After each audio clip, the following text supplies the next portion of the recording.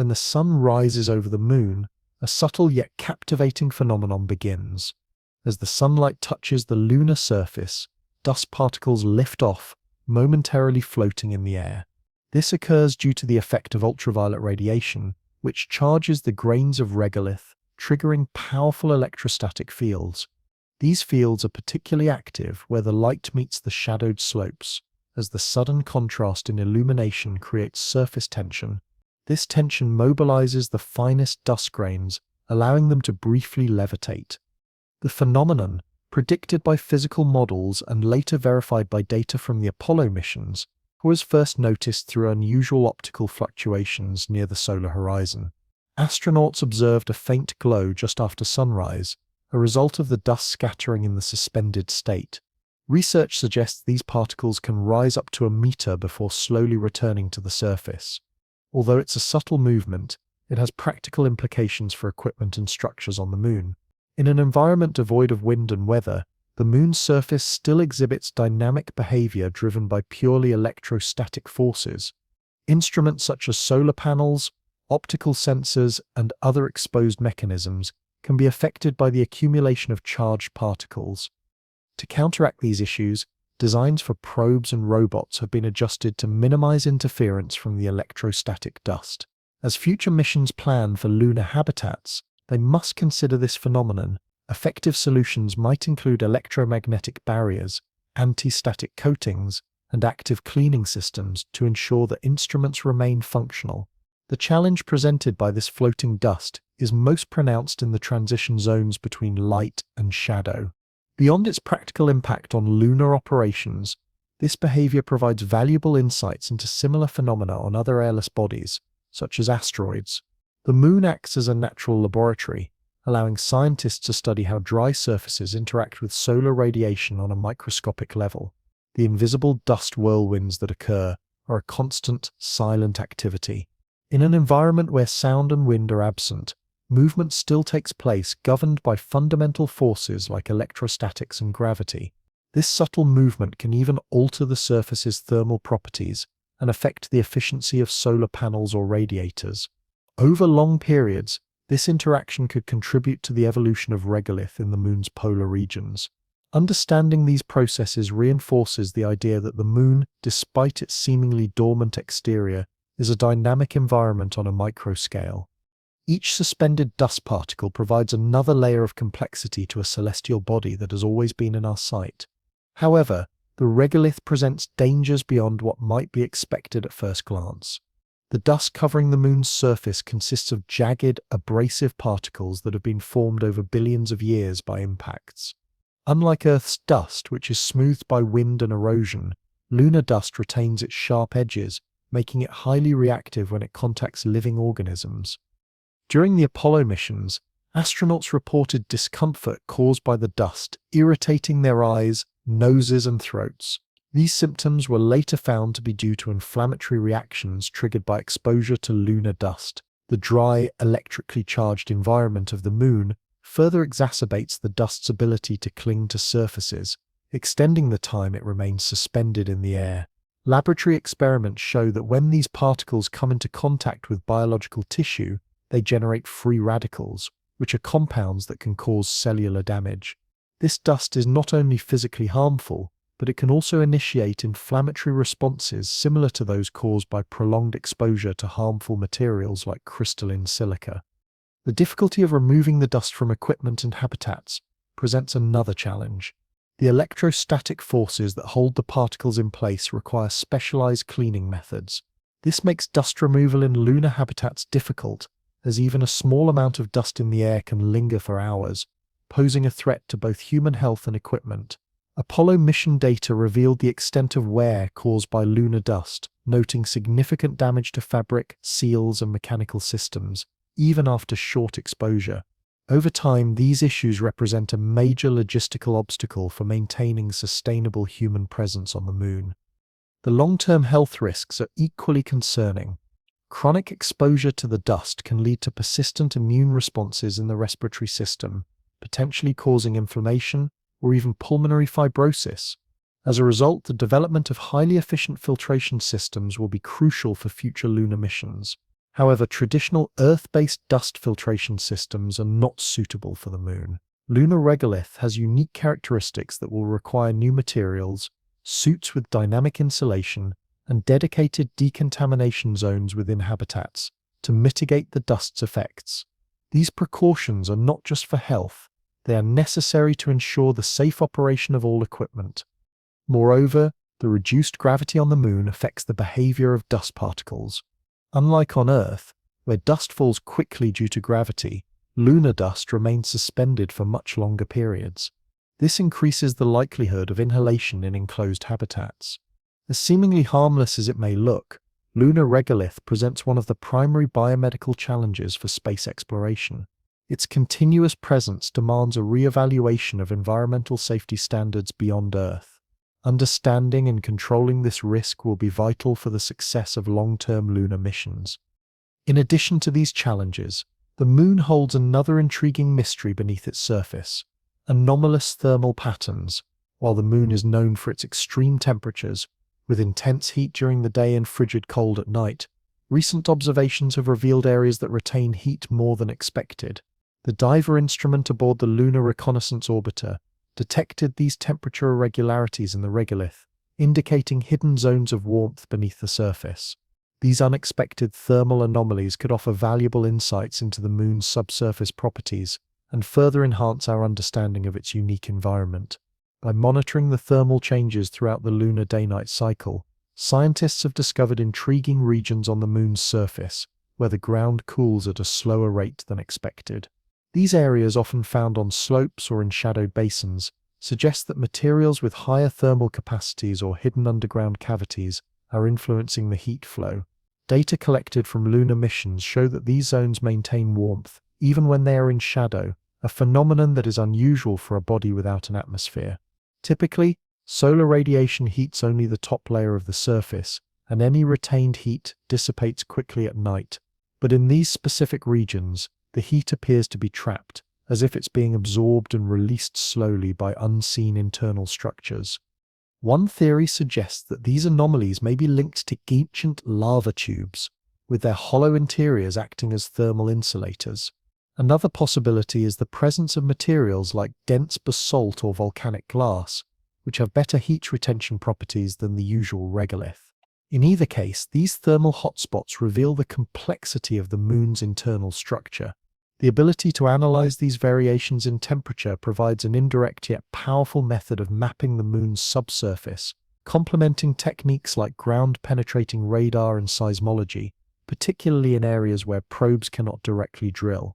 These thermal anomalies act like a natural form of tomography, revealing a layer of the Moon's geology that would otherwise remain hidden. This data is crucial for future lunar missions, especially when selecting locations for lunar bases. Areas with different thermal properties may influence the decision on where to place habitats, as they directly impact soil thermal stability and the efficiency of cooling and insulation systems. Locations that retain heat during the night could help reduce energy consumption for lunar bases. Beyond the practical implications, these findings challenge the previous assumption that the Moon is geologically inactive. They point to a more diverse internal structure than what was once believed. Even if volcanic activity ceased billions of years ago, the remnants still influence the physical behavior of the crust today. Thermal retention zones may even trap volatile materials, including fragile compounds that would evaporate in more exposed regions. This suggests that these areas could function as natural preservers of unaltered materials from the early solar system, offering a potential treasure trove of scientific data. These anomalies are particularly valuable for astrobiology and lunar geochemistry, as they could offer insights into the prebiotic chemistry of the early solar system. The frozen deposits found in the deepest craters could serve as a snapshot of the conditions that existed before the formation of planetary bodies, providing a glimpse into the origins of life and the distribution of organic compounds in space. Ultimately, these thermal variations offer a deeper understanding of the Moon's geological activity, challenging the idea of a uniform, motionless surface. Instead, the Moon reveals itself as a far more complex and dynamic body, governed by the same physical forces that shape planets and moons across the solar system.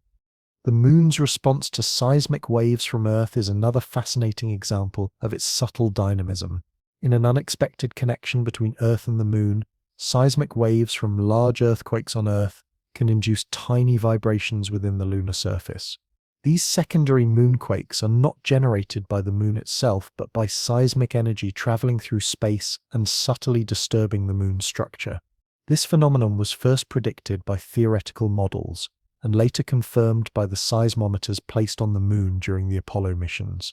After significant earthquakes such as the 2010 Chile earthquake, ultra-sensitive sensors detected small vibrations on the moon's surface. These micro-oscillations are very faint, but they correspond to the arrival of seismic energy waves from Earth. Unlike Earth, where seismic waves dissipate quickly due to the planet's internal fluids and atmosphere, the moon's dry, dense and fluid-free interior allows vibrations to linger much longer. A shock wave that would vanish in minutes on Earth can echo for hours in the lunar crust and mantle. This extended resonance enables even the weakest seismic signals to be detected.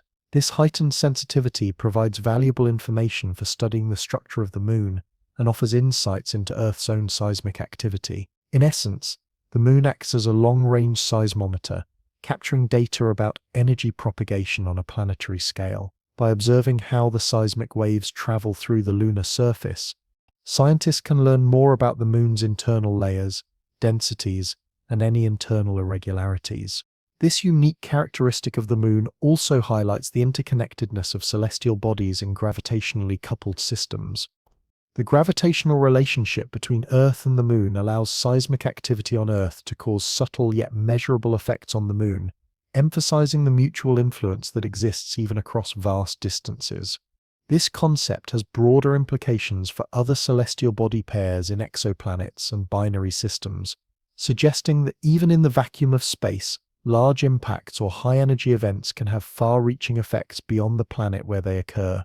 The discovery of lunar oscillations not only expands our understanding of the moon's behavior, but also enhances our perception of the moon as an active participant in the Earth-Moon system rather than a passive observer.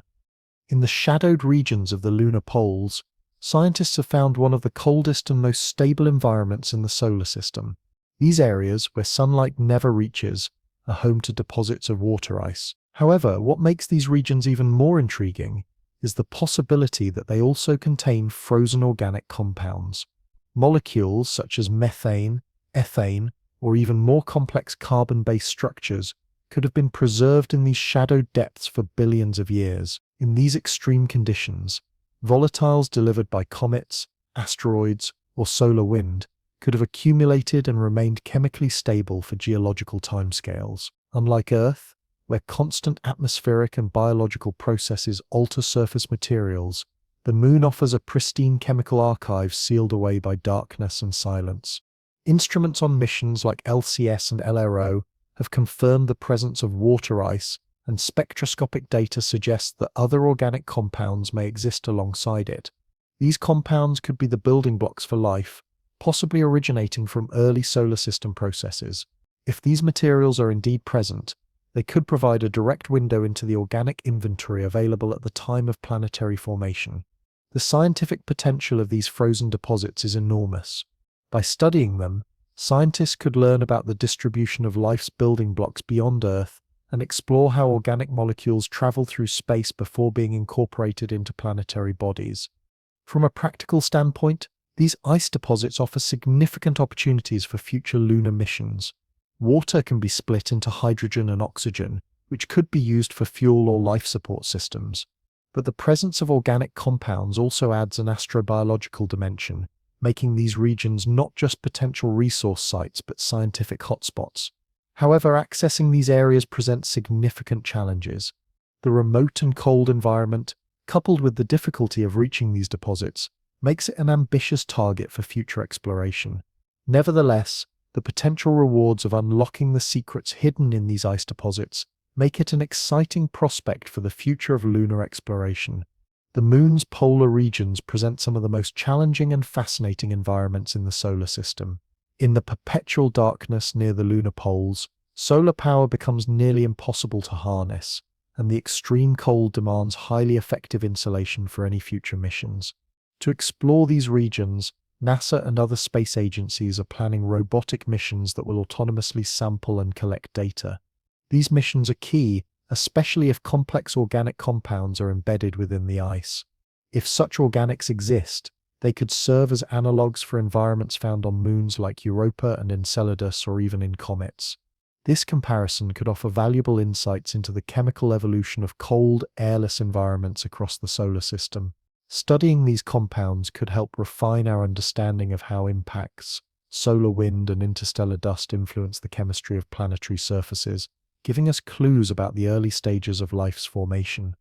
The lunar poles, once considered barren and lifeless, are now understood to hold chemical riches and historical significance. These areas may not only contain essential resources, but could also hide clues about the early phases of planetary chemistry and the conditions that existed before life began.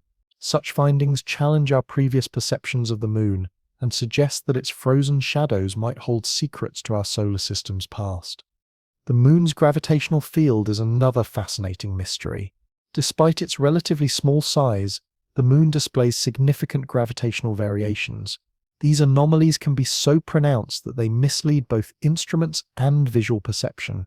Local gravitational irregularities, caused by uneven mass distribution beneath the surface, lead to areas where gravity is weaker on slopes than on flat terrain. This phenomenon is sometimes referred to as inverted hills. These mass concentrations, or mass cons, were first detected in the 1960s when spacecraft noticed unexpected shifts in their trajectories while orbiting the moon. Further missions confirmed that certain regions, particularly near large impact basins, exert gravitational forces that are much stronger or weaker than expected based on surface features alone. In some areas, gravity maps show that slopes may actually exert less gravitational pull than the flat land below them, which creates counterintuitive dynamics for rovers and landers. For example, it might take more energy to stay stable on flat ground than on an incline. Similarly, orbiting spacecraft can experience orbital drift if they don't account for these variations precisely. These anomalies are typically caused by dense materials beneath the surface, such as basaltic lava flows that filled impact basins, or by uplifted mantle regions created by large asteroid impacts. In other cases, voids or low-density materials can create localized gravitational depressions. These variations, invisible to the naked eye, are essential for navigation and landing on the moon. Gravity mapping, particularly by the Grail mission, has provided scientists with high-resolution gravity models of the entire lunar surface.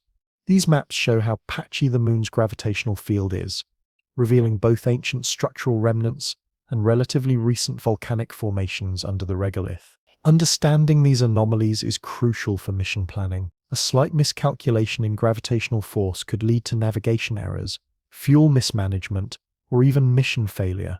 Landers and orbiters must integrate gravity models into their descent and trajectory algorithms to avoid such issues. These mascons offer valuable insights into the moon's internal composition. They provide evidence of the moon's thermal evolution, crustal dynamics, and the aftermath of large impacts. Each gravitational signature tells a story of collision, melting, and slow restructuring of the lunar body. They challenge our intuitive understanding of topography, as what appears to be an uphill climb might actually exert less gravitational pull than a gentle plane. These inverted hills remind us that gravity doesn't always match what we see with our eyes. In addition to navigation, gravity anomalies can also affect resource mapping and infrastructure placement. A lunar base near a mascon might experience subtle effects on equipment calibration or drilling performance. Even small gravitational shifts can influence long-term operations in such a low-gravity environment. Ultimately, the moon's gravitational complexity reveals the violent and active past it has experienced. While it may seem quiet today, the moon's subsurface continues to uncover the remnants of intense processes that have shaped its structure over time. Another intriguing aspect of the moon is the lingering heat from the Apollo missions. Decades after astronauts left their footprints on the lunar surface, subtle thermal signatures from their activities still persist. Instruments placed during those missions, along with data from modern orbiters, have shown that the heat introduced by human presence, such as body warmth, equipment operation, and exhaust from the lunar landers, is still slowly dissipating through the lunar soil. This heat diffusion happens slowly because the moon's regolith, the top layer of lunar soil, is an excellent insulator. Without the convection processes that exist on Earth, heat travels through the regolith at a very slow rate. As a result, even minor temperature disturbances can remain active for decades. For example, thermal probes installed several meters below the surface during the Apollo missions have detected gradual warming trends. Initially, these trends were attributed to environmental changes, but further analysis revealed that the disturbances caused by the astronauts' movements and activities had altered the thermal balance of the ground. These changes go beyond the astronauts' footprints. The descent engines of lunar modules injected significant amounts of heat into the surrounding soil. The operation of scientific experiments, batteries, and communication equipment for days or even weeks contributed to a localized thermal footprint that continues to evolve. These heat waves, although weak, provide valuable data on the moon's thermal conductivity and the behavior of subsurface layers. By tracking how thermal energy spreads through the soil, scientists can refine models of lunar soil structure, including grain size and porosity, key factors for future exploration and construction. More importantly, these residual heat signals reveal just how sensitive the moon's surface is to physical disturbances. Unlike Earth, where wind, water, and vegetation quickly erase signs of activity, the moon preserves every interaction, no matter how small. Even something as simple as a boot compressing the soil can affect temperature flow for decades. This also suggests that future human missions will need to consider their thermal and physical impact on the lunar environment, especially when deploying long-term scientific equipment. Sites with sensitive instruments may need to be protected from heat contamination caused by human activities. The ongoing dissipation of these residual heat signatures serves as a time capsule, encoding the physical interactions from half a century ago. It provides a subtle but measurable legacy of the first human footsteps on another world, marking the moon as a slow-reacting but highly accurate archive of our environmental interactions. In addition to these lingering human impacts, the moon may also hold traces of Earth's primordial atmosphere. Billions of years ago, during the chaotic early history of the solar system, massive asteroid impacts routinely blasted material from Earth into space. Some of this debris escaped Earth's gravity and may have ended up on the moon. Among the material ejected, scientists suspect that particles from Earth's ancient atmosphere could have become embedded in the moon's regolith. This idea is based on the moon's ability to preserve foreign material. Without an atmosphere, weather, or tectonic activity, the lunar surface acts as a static archive, capturing and storing external inputs over billions of years. Unlike Earth, where atmospheric records have been largely erased by geological recycling, the moon may have trapped fragments of atmospheric gases in its regolith. These particles, which may have arrived embedded in rocks or as individual atoms attached to high-speed debris, could have been lodged in the lunar soil upon impact, where they would be protected from space weathering under layers of regolith. In the moon's darkness and vacuum, these gases would remain chemically stable, preserving a fossil imprint of Earth's lost past. This hypothesis gained credibility with the discovery of terrestrial meteorites on the moon's surface, confirmed by their geochemical signatures. If solid materials could make the journey to the moon, then gases trapped in rock pores or absorbed into minerals might have also survived. Recovering this evidence would be a monumental scientific breakthrough.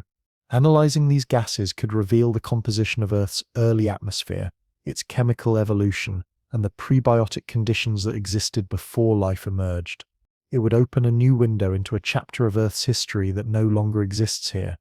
To detect these ancient traces, future lunar missions would need to drill into specific layers and analyze isotopic ratios with extreme precision. This type of investigation would require instruments capable of distinguishing between Earth-origin materials and those from the lunar surface or solar wind. If successful, this method could also be applied to study atmospheric exchange in other planetary systems. It would demonstrate how celestial bodies can become interconnected through natural collisions, exchanging material in ways that influence their evolution and potentially the development of life. In this way, the moon is not only a companion to Earth, but also a mirror, silently preserving fragments of our planet's origins. The moon's surface has been shaped by countless impacts, and metallic meteorites are a key part of that history. Without an atmosphere to shield the surface, the moon experiences meteorite collisions at full cosmic speed. Some of these impacts are so intense that they generate temperatures hot enough to melt not only the lunar surface, but also the incoming meteorites themselves, especially those made of dense metals like iron and nickel. This process leaves behind fascinating features such as glassy coatings, metallic droplets, and fused deposits, offering direct evidence of the violence of space impacts. Unlike Earth, where most small meteorites burn up in the atmosphere, the moon offers no protection. Everything that strikes the surface does so without slowing down, often at speeds over 20 kilometers per second. When a metallic meteorite impacts at such high velocity, its kinetic energy is converted into heat, melting both the meteorite and parts of the lunar regolith around it. In some areas of the moon, scientists have found microscopic beads and veins of iron embedded in glassy matrices, a result of the rapid cooling of molten metal. These structures are different from the volcanic glass found elsewhere on the moon. Their unique composition, geometry, and location suggest that they came from external sources rather than being formed from lunar processes. The study of these fused materials can provide critical insights into both the moon's history and the meteorites that impacted it. For example, by analyzing the isotopic composition of the melted metal, scientists can determine whether it came from a chondritic asteroid, an iron meteorite, or another type of space material. This information helps build a history of impactor populations in the inner solar system. Additionally, these sites act as natural laboratories for studying the physics of high-energy impacts in environments without an atmosphere. The molten deposits' distribution and shape reveal crucial details about energy transfer, shockwave behavior, and surface alteration processes, all of which are vital for understanding planetary science. The discovery of these metallic features adds another layer of complexity to the moon's surface. It shows that some of the metallic elements found on the moon might not be native, but instead were brought in by ancient collisions.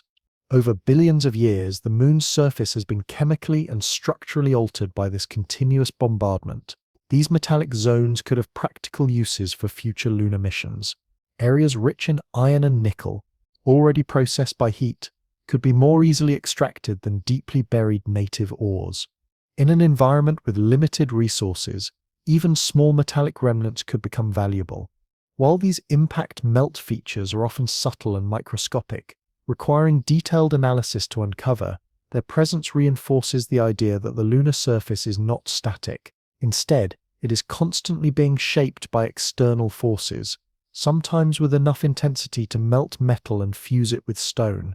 In a place where time moves slowly and erosion is minimal, these traces remain intact, offering a permanent record of the moon's violent past. They tell a story of cosmic collisions powerful enough to leave behind not just craters but fused glass and metal, lasting marks of the moon's exposure to the universe. Lunar seismic data has revealed another unexpected aspect of the moon's interior: the presence of seismically quiet zones. While some regions show periodic tremors or thermal contractions, other areas remain strangely silent, despite being surrounded by regions that experience measurable moonquakes. This stark contrast suggests that the moon's interior is not uniform, but instead made up of geologically distinct blocks. The primary source of lunar seismic data comes from the Apollo Seismic Network, which recorded various types of tremors, including shallow quakes, deep thermal events, and vibrations caused by impacts. Over the years, researchers noticed that certain regions failed to register any meaningful seismic activity, even during major events detectable nearby. This mysterious stillness may be explained by the moon's internal structure. Some areas might consist of geologically inert material, with fractures and interfaces that have already settled, meaning they do not shift or deform under tidal stress. In contrast, neighboring areas might have crusts that remain slightly elastic or fractured, allowing them to respond to seismic activity. Another possibility is that these quiet zones are shielded by denser or more stable geological layers, which absorb or deflect seismic energy. If seismic waves cannot travel effectively through these layers, instruments placed in these regions would detect little to no motion, creating the appearance of inactivity. The existence of these seismically dead zones provides valuable insight into the moon's formation and thermal evolution. These regions could be remnants of ancient crystal blocks that solidified early in the moon's history, remaining isolated from later volcanic or tectonic activity. Alternatively, they could represent areas of compositional differences, where variations in mineral content or internal layering have created these stable zones. From a mission planning perspective, these stable zones could offer advantages when selecting sites for lunar infrastructure. A habitat or observatory built in one of these low seismic zones would experience less structural stress over time. On the other hand, these quiet areas might pose challenges for scientific research, as they provide fewer natural signals for studying the moon's interior. Seismic mapping of these dead zones helps improve models of how stress is distributed across the moon's surface. Understanding why some regions remain motionless while others respond to gravitational or temperature changes can inform broader theories about planetary rigidity and crustal dynamics. These silent zones also challenge our assumptions about the uniformity of lunar geology, highlighting the need for high-resolution seismic networks to fully understand where and why activity is absent. In a world with no atmosphere, no plate tectonics, and minimal erosion, the seismic stillness of some regions carries as much meaning as the tremors in others. These quiet zones are not just passive, they are silent records of the moon's internal differentiation, frozen in place since its earliest days. Beneath the surface, the moon also hides ancient lava tubes, some so vast they could shelter entire cities. These tunnels, formed billions of years ago by flowing basaltic lava, stretch for kilometers beneath the regolith, with some sections reaching widths greater than 1 kilometer. The scale and stability of these lava tubes have sparked interest as potential shelters for future lunar habitats. These underground structures were created when surface lava flows solidified while molten material continued to move beneath. Once the flow stopped, the interior drained away, leaving long hollow tunnels encased in solid rock. On Earth, such structures would eventually collapse due to plate tectonics and erosion, but the moon's low gravity and lack of seismic activity have allowed these lava tubes to remain intact for eons. Remote sensing missions like Kaguya and Lunar Reconnaissance Orbiter have revealed skylights openings in the lunar surface that expose some of these tubes. The size of these openings, along with measurements of gravity and radar, suggest that the interiors of these tubes are enormous, capable of housing large structures or even human settlements. These lava tubes offer more than just protection from cosmic radiation and micrometeorites. A few meters of lunar rock can shield against harmful cosmic rays and help insulate habitats from the extreme temperature fluctuations between day and night, which can vary by 300 degrees Celsius. The internal environment of these tubes is thermally stable, with temperature fluctuations being much smaller compared to the harsh lunar surface. This stability could reduce the energy demands of life support systems and make conditions more predictable, simplifying the management of infrastructure. This thermal consistency could also ease the design of power systems and reduce stress on materials and equipment. Scientists and engineers are exploring ways to access and use these spaces. Rovers and drones equipped with LiDAR and radar could map their interiors, while robotic excavators might be used to clear entrances or install modular habitats. Once a base is established in such a location, it could serve as a hub for scientific research, storage, and even agricultural activities. The geological value of these tubes is immense. They preserve records of volcanic activity and crustal formation, sealed away from space weathering. Sampling their walls could reveal untouched mineral layers from ancient lunar epochs. If these tubes are found to be accessible and structurally stable, they could provide blueprints for off-Earth habitation, not just on the Moon, but also on Mars and other volcanic bodies. Rather than constructing artificial shelters, natural lava tubes could become the cornerstone of sustainable planetary colonization. The Moon's surface tells a story of impact and desolation, but below the surface, these vast hollow corridors offer a glimpse of protection and potential. These features are not just geological curiosities, they are strategic assets for future space exploration. The Moon's lava tubes could provide the foundation for humanity's first permanent outposts on the lunar surface and beyond. The Moon's interior is far more complex than we once thought.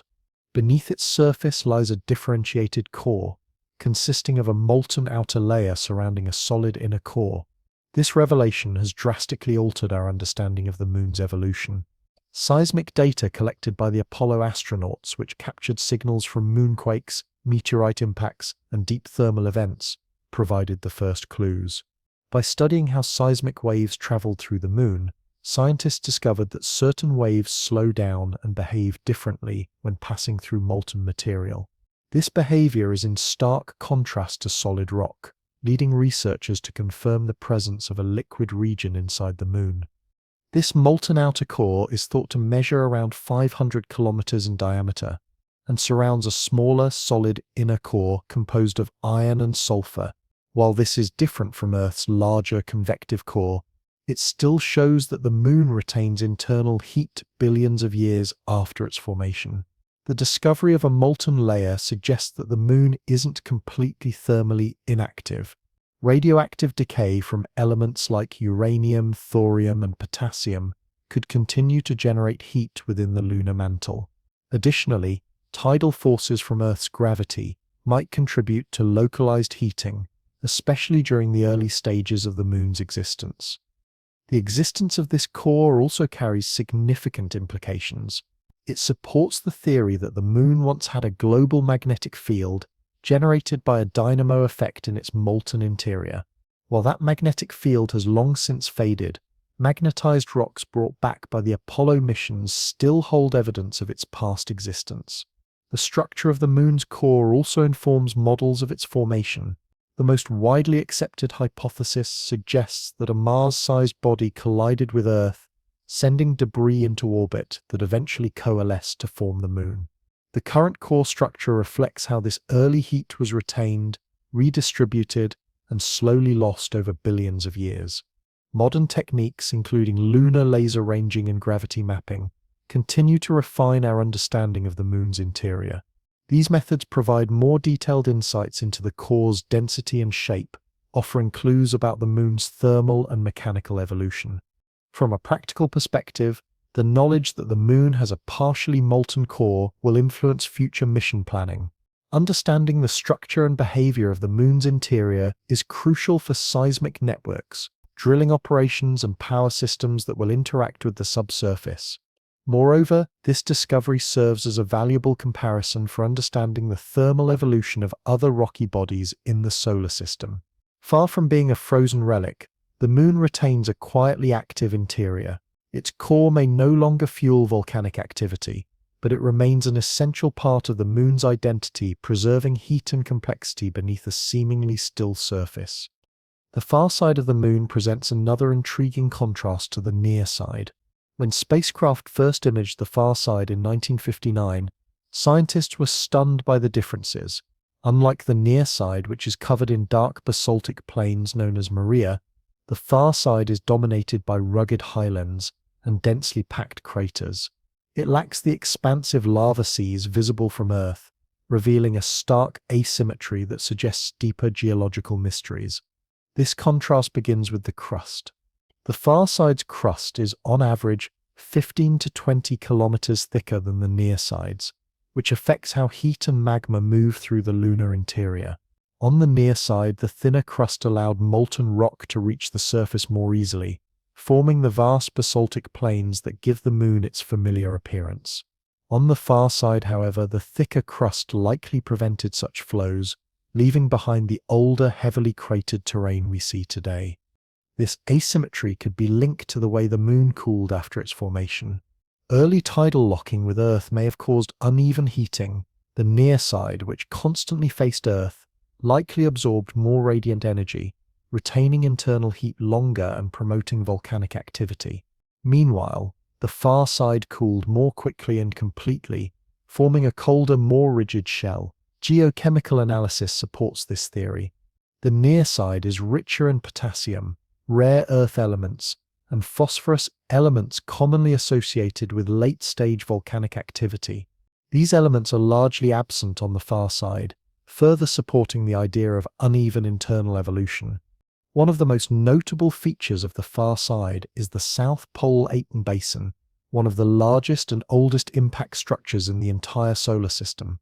It spans about 2,500 kilometers in diameter and plunges as deep as 13 kilometers, making it not only an enormous scar but also a prime target for scientific investigation.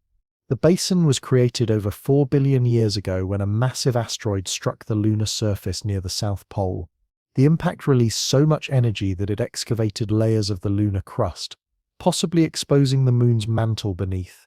Unlike typical craters which affect only the upper crust, the South Pole Aitken Basin may have penetrated into the lower layers, making it a valuable site for geological research. Despite its age, the South Pole Aitken Basin remains relatively pristine, having not been significantly filled by lava flows or obscured by subsequent impacts. Its features are still visible, offering direct access to primordial materials that predate much of the moon's visible surface. The basin's depth and location create unique environmental conditions, with certain parts remaining in perpetual shadow. This may allow volatile compounds, such as water ice, to accumulate and remain preserved in these shadowed regions. The far side's untouched nature makes it an excellent candidate for scientific exploration, with future missions targeting it for its wealth of information about early solar system impacts. Moreover, the far side's isolation from Earth makes it an ideal location for radio astronomy. Without the interference from Earth's radio signals, telescopes placed on the far side could observe deep space in frequencies that are otherwise blocked by our planet's atmosphere, providing a rare opportunity to explore the early universe. The moon's far side offers not only a geological treasure trove, but also a glimpse into the moon's formation and thermal evolution. Its rugged, ancient surface tells the story of the moon's early history and challenges our previous assumptions about its interior and external influences. The differences between the near and far sides of the moon suggest that the moon didn't form as a single uniform body.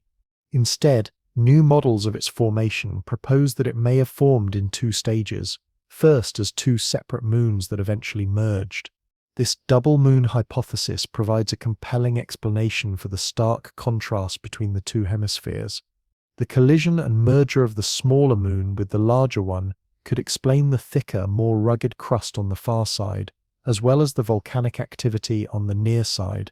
Computer simulations and geochemical evidence support the idea of this low-velocity merger, which would have caused the smaller moon to deposit cooler, more solid material on the far side, blanketing it in ancient highland crust. This theory could reshape our understanding of lunar geology and satellite formation. The dual origin hypothesis suggests that the moon's structure, surface features, and internal composition resulted from complex interactions between early lunar bodies. If this theory holds, it could have broader implications for understanding the formation of satellite systems around other planets, showing that such systems might form through a process of gradual accretion rather than by a single impact. The moon's surface may appear serene, but beneath its calm exterior lies a tumultuous past, one that is still revealing its secrets through craters, deep basins, and hidden lava tubes.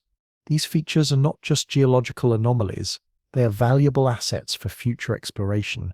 The South Pole Aitken Basin, for example, offers a unique window into the moon's early history, with potential for scientific discoveries that could unlock the mysteries of both the moon and our solar system. The South Pole Aitken Basin has become a focal point for missions like NASA's Artemis program and China's Chang'e series, both of which aim to explore the area with robotic and human landers. This region, rich in geological significance, has drawn significant attention due to the unusual mineral signatures detected by remote sensing. These signatures suggest the presence of materials typically found in the lower crust or mantle. If samples are collected and brought back to Earth, they could completely alter our understanding of how rocky bodies differentiate and cool after their formation. Geophysically, the basin also affects the moon's gravity field. Mass concentrations beneath the crater create gravitational anomalies that can influence spacecraft orbits. Phenomena first noticed during early lunar missions and later mapped in detail by NASA's Grail spacecraft. Studying this region could provide deeper insights into how giant impacts shape planetary bodies. The formation of the South Pole Aitken Basin likely caused a redistribution of mass, altered internal heat flow, and possibly influence the moon's spin axis. This area may even serve as a model for understanding similar impact basins on planets like Mars and Mercury, as well as on distant moons. The basin's location on the moon's far side presents both challenges and opportunities for exploration. Because it lies out of direct line of sight from Earth, missions targeting this region must rely on relay satellites for communication, making access logistically complicated. However, this isolation is also an advantage. It ensures minimal human interference, preserving the basin's scientific context. Ultimately, the South Pole Aitken Basin isn't just a large crater, it's a geological time machine. Its immense size and ancient origin make it one of the most valuable natural laboratories in the solar system, awaiting in-depth exploration. Another fascinating feature of the moon lies at its south pole. Certain peaks receive nearly continuous sunlight. These locations, known as the peaks of eternal light, are situated so that the sun never fully sets behind the horizon, even during the moon's long day-night cycle. This unique geometry, caused by the moon's low axial tilt of just 1.5 degrees, means that solar rays can skim across the polar terrain, illuminating the highest points while valleys nearby remain in shadow. These sunlit peaks are crucial for the future of lunar exploration, offering a consistent source of energy.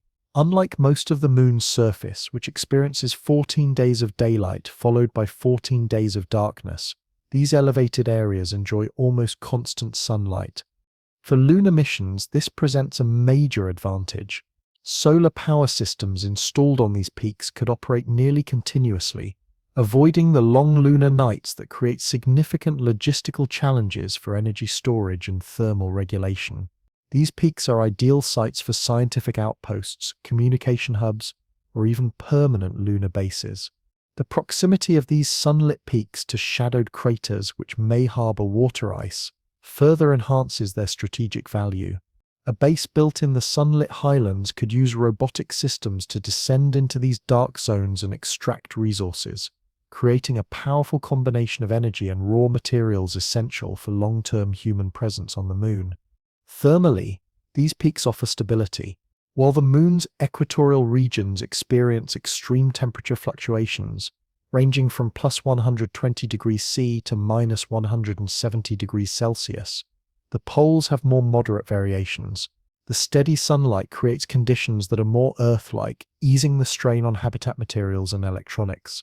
High-resolution topographic data from missions like Japan's Kaguya and NASA's Lunar Reconnaissance Orbiter have mapped the polar terrain in great detail, identifying several peaks that receive sunlight for over 80 to 90% of the lunar year. While no location on the moon experiences continuous sunlight year-round, these peaks remain well lit for most of the time, making them optimal for solar infrastructure. However, establishing operations in these areas is not without its challenges. The rugged, steep terrain requires advanced landing and mobility systems. Other obstacles include dust accumulation, thermal cycles, and limited line of sight. Despite these difficulties, the benefits far outweigh the drawbacks. These peaks could become the first permanently occupied locations on the moon, providing a strategic foothold in one of the most resource-rich and stable environments on the lunar surface. As humanity moves from temporary visits to permanent presence, these peaks of near-eternal light will be crucial for the future of lunar exploration. The moon also has a faint but significant exosphere, which, while often described as airless, is more accurately termed an exosphere. Unlike Earth's dense atmosphere, the lunar exosphere is extremely thin, composed of scattered atoms and molecules that rarely collide with each other. Despite its tenuous nature, this exosphere plays a crucial role in the moon's interaction with space. It contains elements such as helium, neon, sodium, potassium, and argon. These particles are released through processes such as photon-stimulated desorption, where solar radiation knocks atoms loose from the lunar surface. Micrometeorite impacts also contribute to the exosphere by vaporizing small amounts of rock and dust, while radioactive decay within the moon adds trace gases. Because the moon lacks a magnetic field or atmospheric pressure, the particles in the exosphere don't form a stable envelope. Instead, they follow ballistic trajectories, rising above the surface before eventually settling or escaping into space. This dynamic yet fragile exosphere changes in response to solar activity and the frequency of impacts. The exosphere is not only scientifically fascinating, but also significant for future exploration. Even trace amounts of gas and dust can impact sensitive instruments, optics, and communication systems. Furthermore, elements like argon could serve as indicators of subsurface activity or even potential resources waiting to be extracted.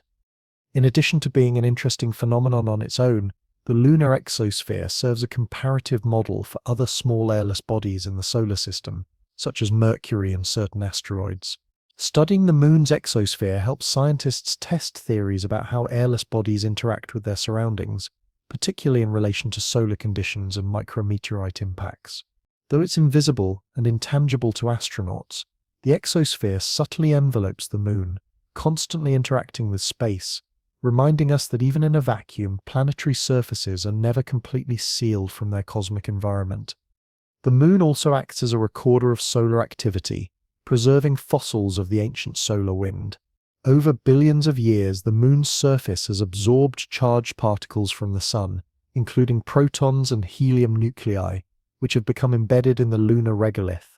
These trapped particles serve as a time capsule, recording the history of the Sun's activity. Unlike Earth, where geological processes erase such records, the Moon's exposed surface accumulates these solar wind particles layer by layer, offering scientists a unique look into the Sun's evolution. The Apollo missions first revealed the presence of these solar wind isotopes, including helium-3, implanted in lunar soil. These particles, which penetrate just tens of nanometers into the surface, provide a stratified record of solar activity over time. By analyzing the abundance of these embedded particles at different depths, scientists can reconstruct solar radiation and space weather conditions across various epochs. This research extends beyond solar science. By studying solar wind records, scientists can also learn about the Sun's past behavior and cosmic ray intensity, refining models of the Sun's evolution. The Moon's role as a passive collector of solar particles also makes it valuable for astrobiology and planetary protection studies. The solar wind fossils trapped in the Moon's surface could serve as a record of star activity on other planets and moons, potentially aiding in the study of distant planetary systems. Some researchers even propose that deeper layers of regolith shielded from micrometeorite impacts might preserve untouched solar wind from the earliest epochs, providing an invaluable archive of the Sun's youthful output. In summary, the Moon's surface tells a story of exposure to the cosmos. From the delicate exosphere to the ancient solar wind trapped in the regolith, it serves as a natural archive, preserving traces of solar activity, space weather, and cosmic interactions that would otherwise be lost. For scientists, these records offer crucial insights not only into the Moon's history, but also into the broader processes that shape our solar system. As we continue to explore the Moon and plan for future missions, these subtle yet significant features will remain vital to our understanding of both the Moon and the cosmos. Ancient signatures on the Moon may also hold traces from rare solar events or fluctuations in galactic cosmic ray influx. Recovering these ancient records requires careful sampling of untouched soil layers at various depths and locations. Instruments must specifically isolate the isotopic and elemental compositions of embedded ions, distinguishing them from meteoritic or indigenous sources. For future missions, especially those involving sample returns or deep drilling, solar wind paleontology could become a new and exciting frontier. Without tectonic activity, the Moon acts as a silent yet permanent witness to solar influence, not through fossils, but through atoms carried by light across the vast expanse of space. The Moon once harbored a temporary atmosphere. Today, it's nearly airless, but evidence suggests it had a transient atmosphere that was thick enough to be significant by lunar standards and persistent enough to leave a lasting impact on its surface environment. This atmosphere likely formed between 3 and 4 billion years ago during intense volcanic activity that reshaped the Moon's early landscape. Large eruptions released gases such as water vapor, carbon monoxide, sulfur dioxide, and other volatile compounds. The volume of gas was enough to create a tenuous global atmosphere that may have lasted tens of millions of years. This atmosphere's pressure may have been similar to that of modern-day Mars, low but sufficient to drive minor surface chemical interactions. The gases would have remained in low-lying areas like impact basins, where they could condense or form frost. Eventually, the solar wind and the moon's weak gravity caused the molecules to escape into space. During its brief existence, the atmosphere would have created a radically different environment. Reactions between water vapor, sulfur compounds, and surface minerals could have altered the moon's geology, leaving behind subtle but identifiable geochemical signatures in the regolith. Detecting these signs could reveal more about the duration and composition of the ancient lunar atmosphere. Lunar volcanic glass samples returned by the Apollo missions contain trapped gas bubbles, offering direct evidence of volatile-rich eruptions. Spectral data from lunar orbiters also reveals hydrated minerals that may have formed or been altered during the time the atmosphere existed. If confirmed, the existence of such a transient atmosphere would challenge long-standing views on the moon's geological and thermal history, suggesting a more active interior and a dynamic interaction between outgassing, surface chemistry, and atmospheric loss. This ancient atmosphere raises intriguing questions about the moon's potential for supporting lifelike processes. While the moon was never Earth-like, such an atmosphere could have briefly enabled the movement of gases, aerosols, or even water across its surface. This is of great interest not only for scientific exploration, but also for future in-situ resource utilization. Understanding this atmospheric phase may also provide insights into other airless or nearly airless bodies, such as Mercury or icy moons that experience episodic venting. It reveals how even seemingly inert worlds can experience dramatic environmental shifts over time. Though the moon's atmosphere is long gone, it left behind traces in the rocks, minerals, and surface structures, awaiting further interpretation as part of the broader story of lunar evolution. Orbiting the moon presents challenges beyond the obvious. Beneath its surface are dense mass concentrations, or mascons, which distort its gravitational field in unpredictable ways. These anomalies cause spacecraft trajectories to shift, rotate, or oscillate unless carefully corrected. Without constant compensation, a satellite in what seems like a stable orbit could eventually crash into the moon's surface. Mascons are the remnants of ancient impacts. When large asteroids collided with the moon, they didn't just create craters, they also compressed the lunar crust, and in some cases filled the impact basins with dense basaltic lava. This added mass beneath the surface created gravitational hotspots that pull on nearby spacecraft more strongly than the surrounding terrain. These irregular gravitational fields were first detected in the 1960s, when early lunar missions like Lunar Orbiter and Apollo experienced unexplained orbital shifts. Only later did gravity mapping confirm significant variations in the moon's gravitational field, especially near large basins like Mare Imbrium and the South Pole Aitken Basin. For modern lunar missions, these gravitational anomalies require constant navigational adjustments. Satellites like the Lunar Reconnaissance Orbiter use advanced onboard systems to monitor and correct their orbits in response to gravitational fluctuations.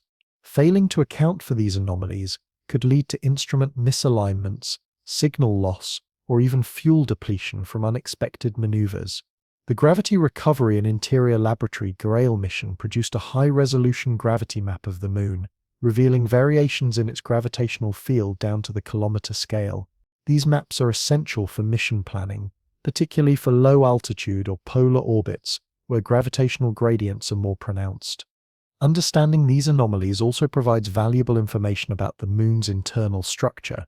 The mascons help scientists determine the thickness of the crust, the composition of the mantle, and how the moon's interior has responded to ancient impacts. In a sense, the physics of satellite motion allows scientists to see beneath the moon's surface, providing data about how mass is distributed and how the moon's internal structure evolved. These gravitational quirks complicate space exploration, but they also create new scientific opportunities.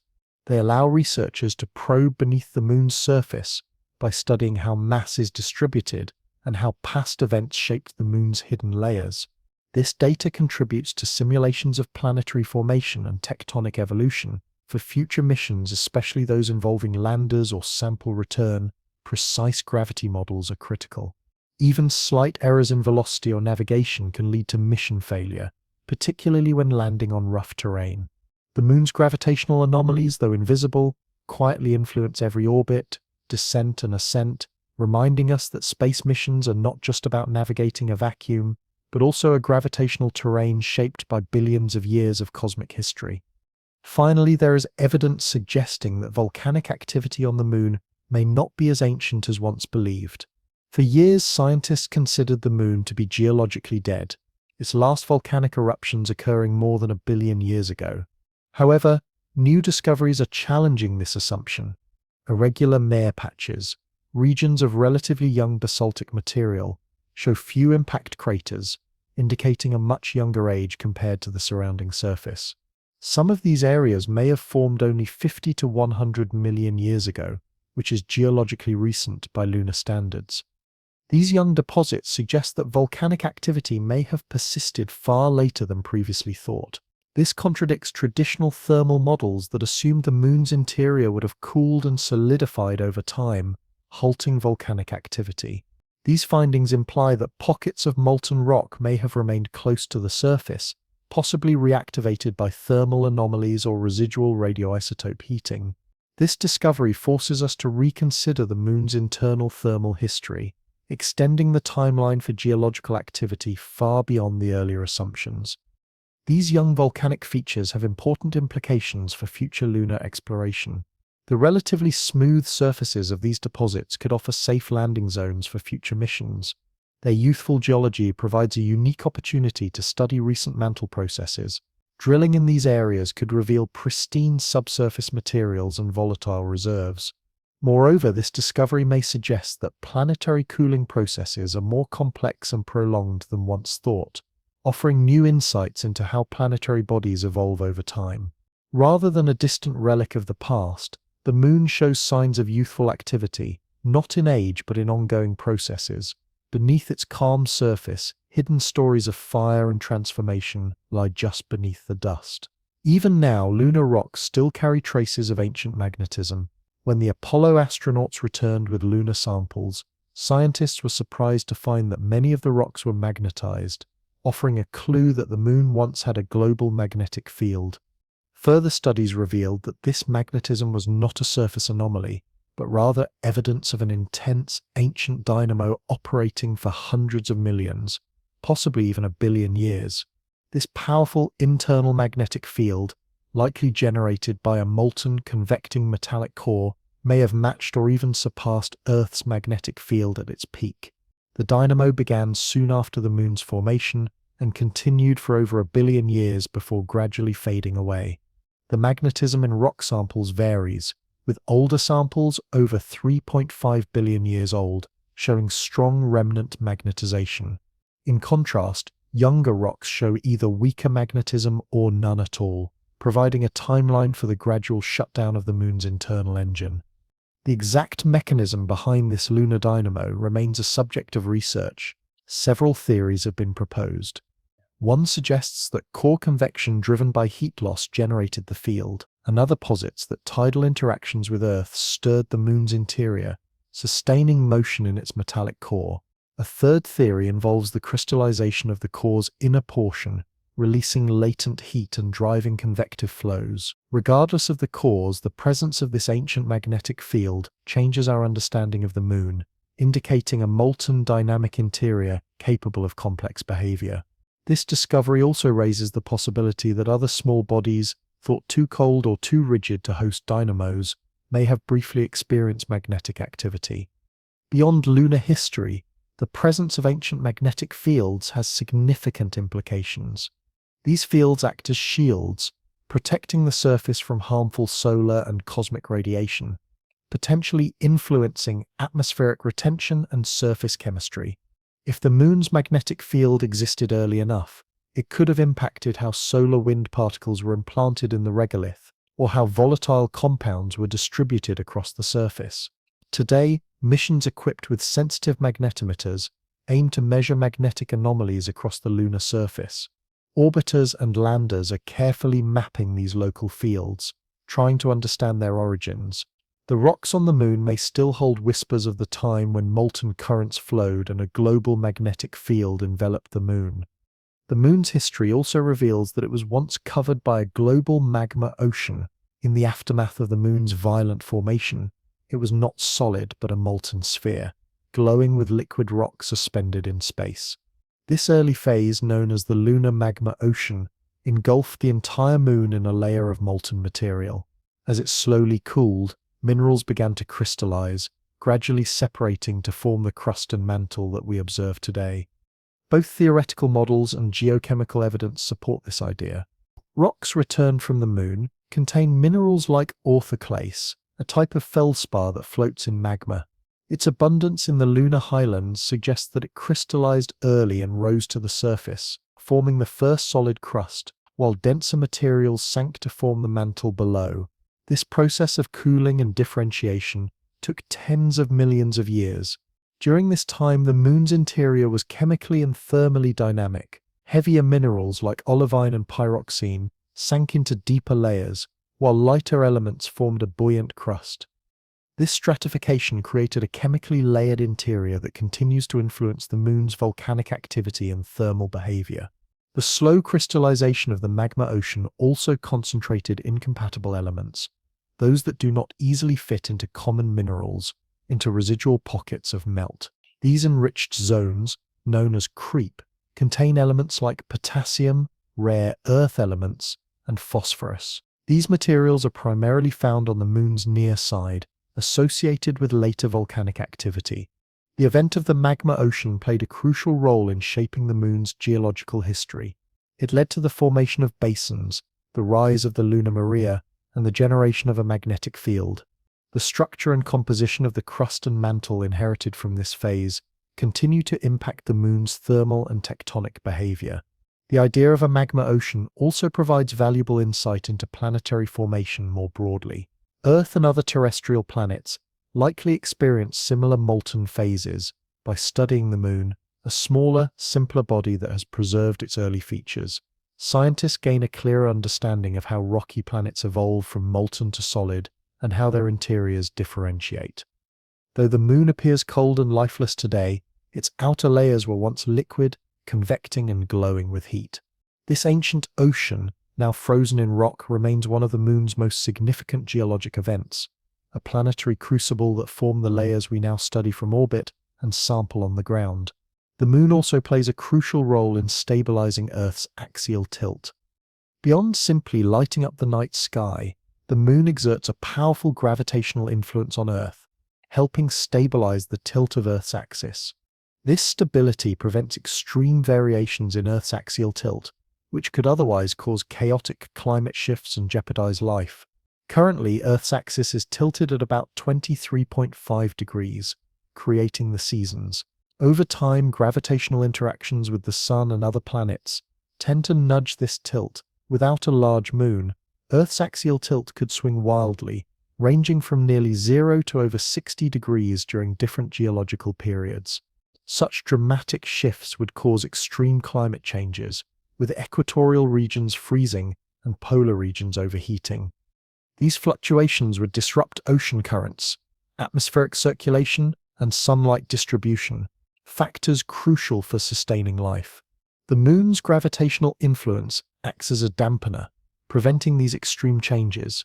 By slowing the Earth's axial precession, the slow wobble of its rotation, the moon keeps Earth's tilt within a narrow, life-supporting range. This stabilizing effect has been ongoing for billions of years and may have been critical for enabling the evolution of complex life on Earth by ensuring long-term environmental stability. Simulations of Earth without the moon show chaotic axial shifts, resulting in an inhospitable climate. In contrast, the moon's presence has kept axial drift to just a few degrees, allowing gradual ecological adaptation and stability. The moon's role in stabilizing Earth is not static. As the moon slowly drifts away, currently at a rate of about 3.8 centimeters per year, its influence will gradually decrease. Earth's tilt may become more variable in the distant future, but for now the moon continues to serve as a gravitational anchor, shaping not only the tides but also the very rhythms of Earth's climate. One of the most striking features of the Moon is the thickness difference between its near and far sides. The crust on the far side is significantly thicker, averaging 15 to 20 kilometers more than the near side. This asymmetry has profound implications for the Moon's geological history and appearance. The near side, thinner and more thermally active, allowed magma from the mantle to reach the surface, forming the smooth volcanic plains known as the Maria. On the far side, the thicker crust acted as a barrier, preventing widespread volcanic flooding, so its highlands remain largely untouched by resurfacing events. Seismic data from the Apollo missions and gravity measurements from orbit have confirmed this crustal imbalance. The differences between the near and far sides have shaped the Moon's surface in distinct ways. Several theories attempt to explain this crust imbalance, with one of the leading ideas being early tidal interactions with Earth. As the Moon became tidally locked, the Earth-facing side likely retained more heat due to the influence of radioactive elements and Earth's thermal radiation, slowing the process of crust solidification and promoting volcanic activity. In contrast, the far side cooled more quickly, forming a thicker and more rigid outer shell. Another theory suggests that this asymmetry may reflect the final stages of the Moon's formation. If the Moon was assembled from uneven fragments, possibly due to a double impact or a two-body merger, the resulting differences in crust's thickness might explain both the hemispheric structure and the compositional variations observed in surface rocks. The thicker crust on the far side also has a significant impact on the Moon's tectonic behavior. It makes it less likely for faults or dikes to form, which means fewer pathways for internal melt to reach the surface. This thickness also affects the Moon's cratering. In some instances, the energy required to penetrate the crust is so great that basins on the far side remain steep and unfilled. Understanding this structural asymmetry is key to interpreting the Moon's geological history. It also influences mission strategy. While the far side holds scientifically valuable records, it presents engineering challenges, including rough terrain and communication issues.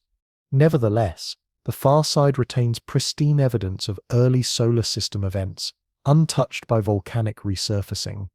This difference in crustal thickness is not just a surface feature. It represents a fundamental division that shaped the evolution of each hemisphere. While Earth's gravity pulls on the near side, the far side remains a frozen archive of ancient impacts and untouched crust. Pieces of the Moon have even fallen to Earth as meteorites. Long before humans visited, fragments of the Moon were already reaching our planet, carried by the force of ancient impacts. These lunar meteorites were ejected during high-energy collisions, and they travel through space for millions of years before eventually crossing Earth's orbit and falling to the surface. Today, they offer a unique way to study the Moon without leaving Earth. Lunar meteorites are easily identifiable by their composition. Unlike terrestrial rocks, they lack water-bearing minerals and contain isotopic signatures similar to those found in Apollo samples.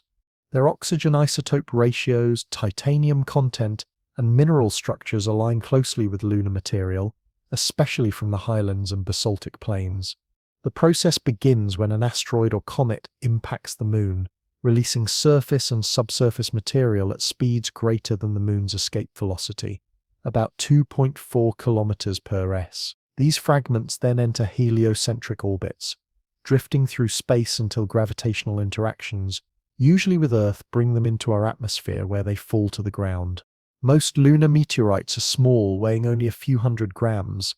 However, some larger specimens found in deserts or Antarctica provide enough material for in-depth analysis.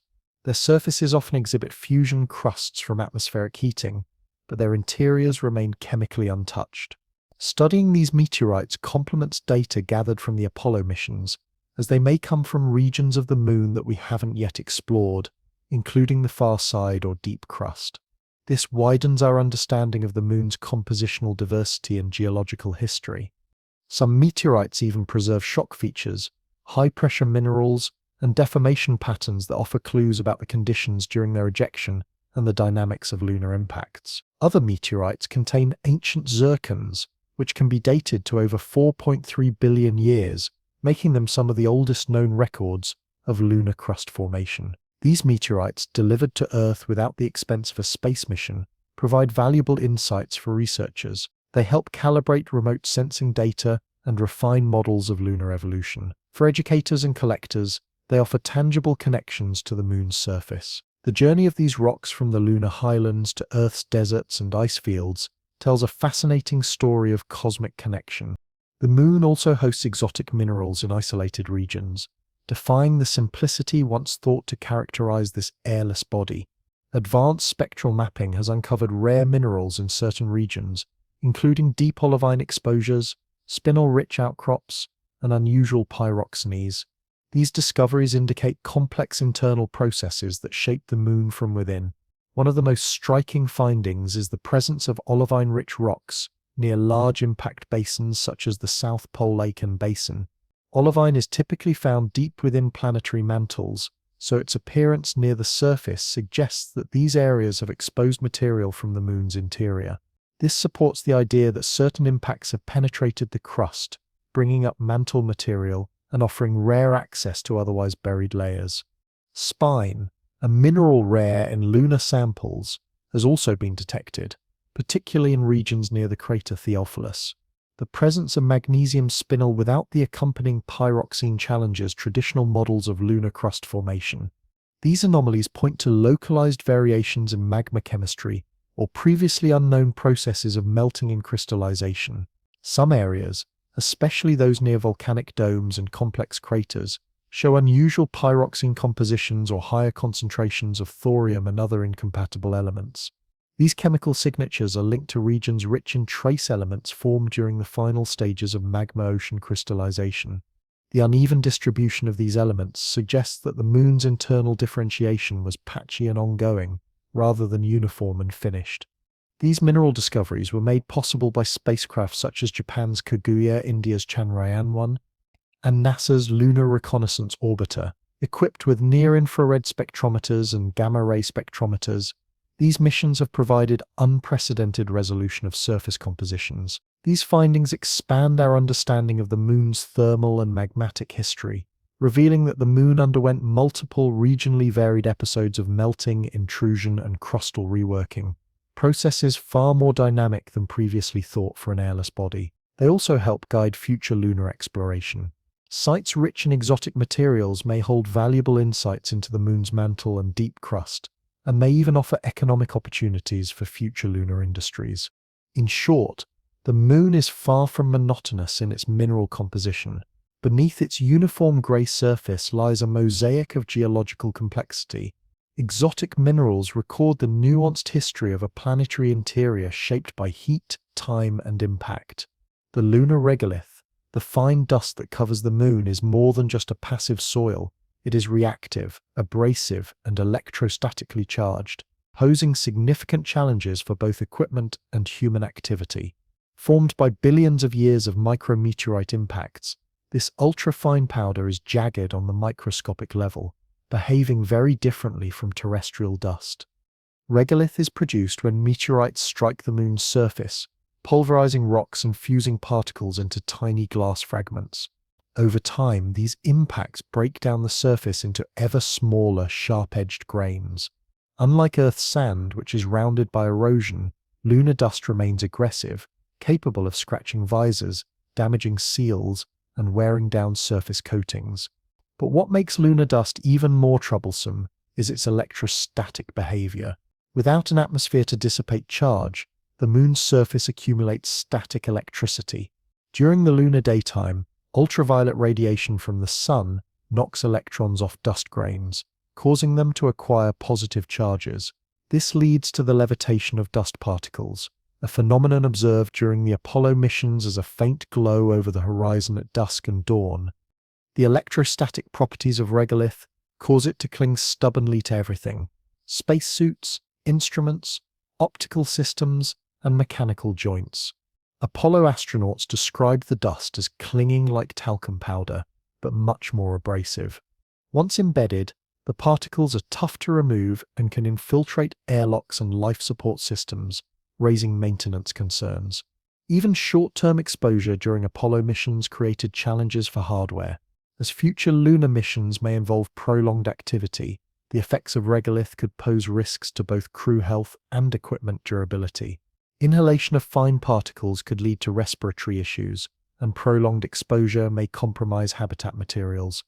Despite its problematic nature, regolith holds scientific value.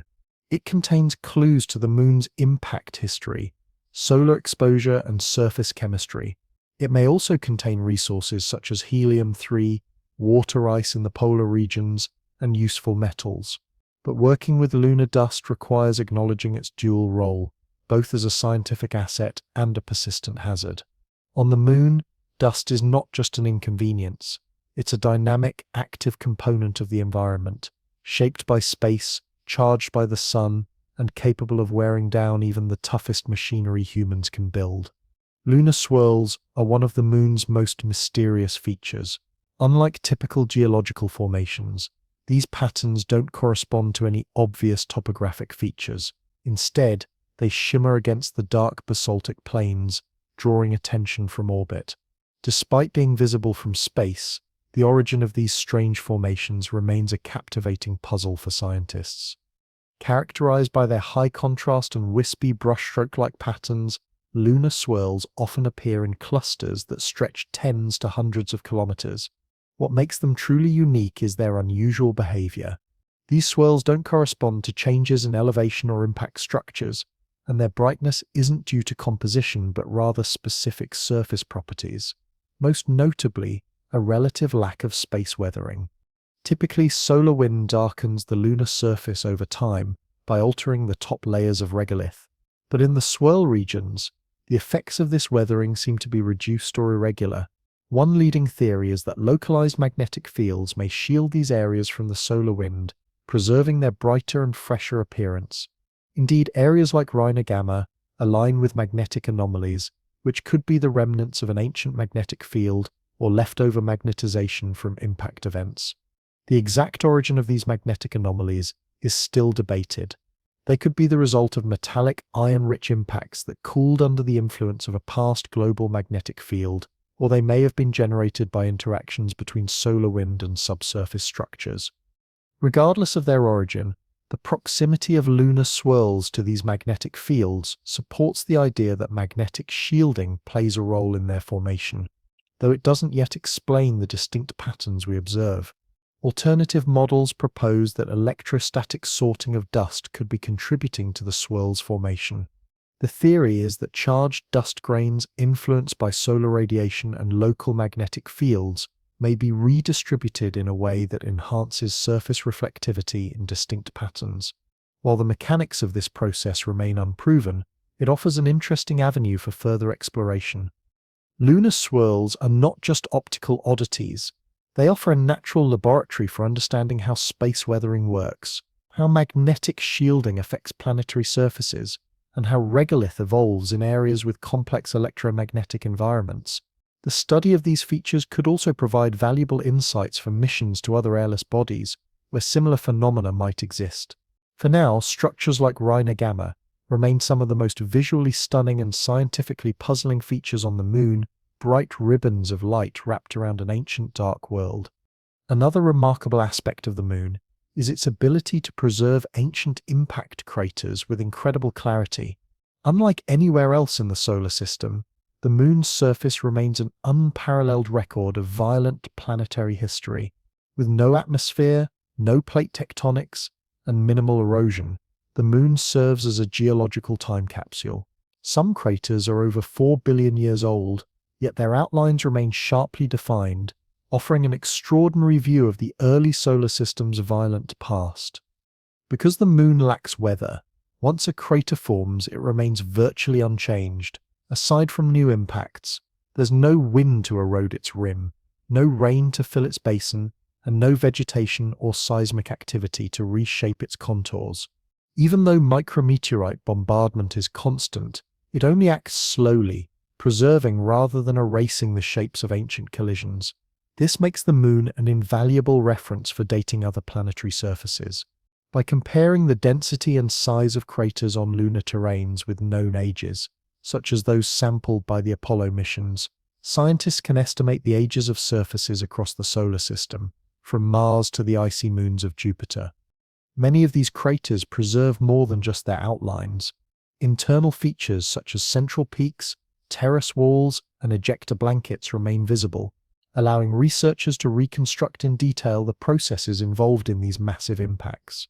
Larger basins, like Imbrium and Orientale, even retain concentric ring structures and radial patterns that help model the dynamics of planetary-scale collisions. These ancient craters also provide a history of solar system dynamics. By analyzing the frequency, size, and timing of impacts, scientists can infer periods of heavy bombardment, shifts in asteroid populations, and even the gravitational effects from migrating planets. In essence, the Moon's surface serves as a clear and detailed chronicle of the solar system's formative years. Modern missions like the Lunar Reconnaissance Orbiter have mapped these features in high resolution, allowing for precise counts and morphological analyses. These data enable scientists to build models of impact flux and crustal responses that would be nearly impossible to create on more geologically active planets like Earth. Beyond their scientific value, these ancient craters are also practical targets for exploration. Many serve as natural landing sites or resource traps, while others may expose subsurface materials for sampling. Their preservation and stability make them ideal sites for both robotic and human missions. The Moon, once considered a static, dusty world, is actually a fossilized archive of cosmic violence. Its ancient craters are not mere relics. They are pages in a planetary diary preserved for billions of years in silence and sunlight.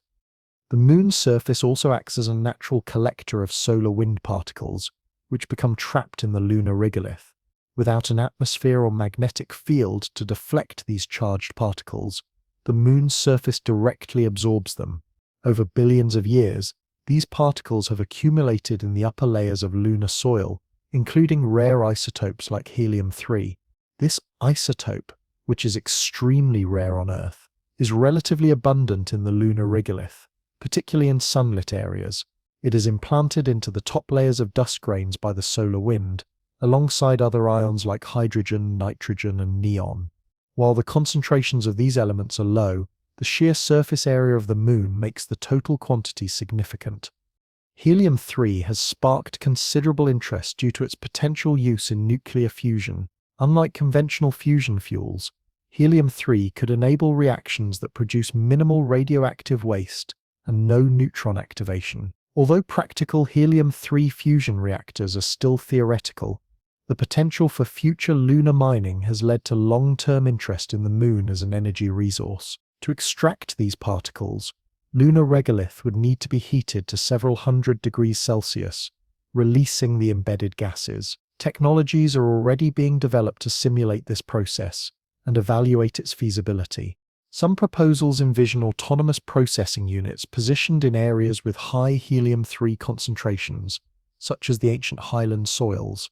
In addition to helium-3, the solar wind particles in the regolith offer valuable scientific data. By analyzing their isotopic composition and depth profiles, researchers can reconstruct changes in solar activity and space weather over geological time, helping us better understand the solar system's dynamic history.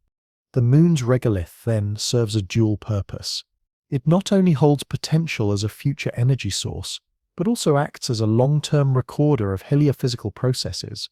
Beyond helium-3, other volatile compounds embedded in the regolith, such as hydrogen, could support future lunar habitation, providing resources for water production, fuel, or life support systems. In this way, the Moon's seemingly barren landscape becomes a resource-rich frontier, with significant applications for science, industry, and energy. Despite its cold, quiet appearance, the Moon may still harbor pockets of partially molten rock deep beneath its surface. Geophysical models suggest that there could still be regions of the Moon's lower mantle that remain partially molten remnants of the Moon's once fiery origins. Seismic data from the Apollo missions indicated variations in moonquake wave speeds, consistent with partially molten material at depths between 1,000 and 1,400 kilometers. These zones aren't fully liquid but are regions where melt and solid material coexist, akin to soft plastic rock under intense pressure. The presence of such material suggests that the Moon's interior remains thermally active in certain locations, holding valuable clues about its thermal evolution. and the decay of radioactive elements within. Residual heat from the moon's formation, combined with the decay of radioactive isotopes like uranium, thorium, and potassium-40, could still sustain localized melting deep beneath its surface. While this heat is not enough to drive widespread volcanic activity today, it could still influence tectonic stresses, thermal gradients, and long-term mantle convection. Geophysical simulations back this up, showing that small bodies like the moon can retain deep-seated heat much longer than previously expected, especially in areas insulated by thick crust or altered by ancient impacts.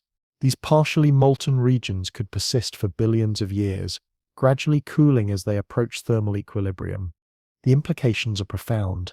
If partial melt exists beneath the surface, it means the moon isn't completely geologically dead.